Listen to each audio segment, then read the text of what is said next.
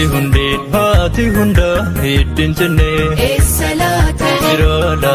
jira keessa kan sin beenne eenyu laata Handhuurtiitti hidda lafa tokkittiitti ilmaan lakkuu fuudhu bokkuu madda dhugaa hibboo taate si wallaalaa nuun beeku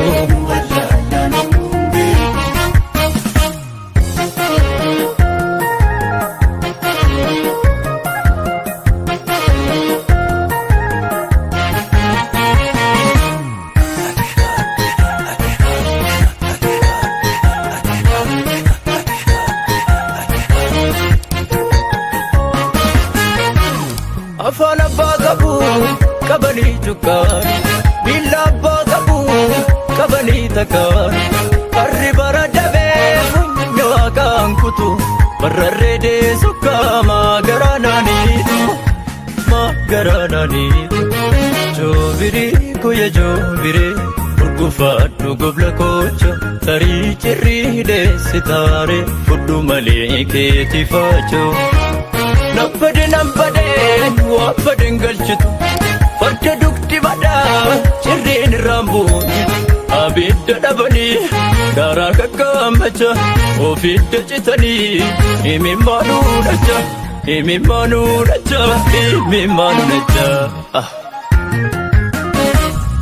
Hirbuun qaba hirbuun qaba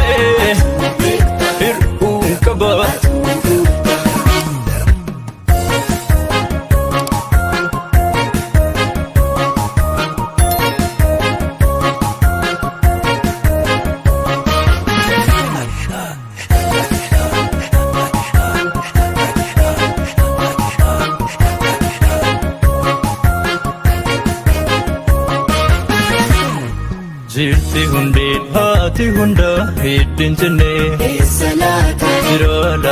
jira keessa kan sin beenne eenyu laata yoo waraananii dallatu yoo facaasanii dhowwatu biyya jirtu madda dhugaa hibboo taate yoo gaafatan mee maal jettu biyya abbaa koo biyya harmee koo biyya abbaa koo biyya harmee koo abshaan ofii nyaatee gowwaa afaan dibu dhugaa dhabu malee dhugaan nama nabu mucha ofiin gu'ee dhugaan hin mirgisu saba koo harka mirgaa bitaa sukkumsisu joobirii kuyya joobiree urgufaadhu gobla koocho tarii cirrii deessi taare fudhu malee keeti faachoo maddituun ganamaa murkituun jaalala hin boroftuun gobduu bulchanis jaalala abaaboo dharjaane miidhagni kee dhugaa abootiin beenne miidhama kee dhiiga abaaboo dharjaane miidhagni kee dhugaa abootiin beenne miidhama kee dhiiga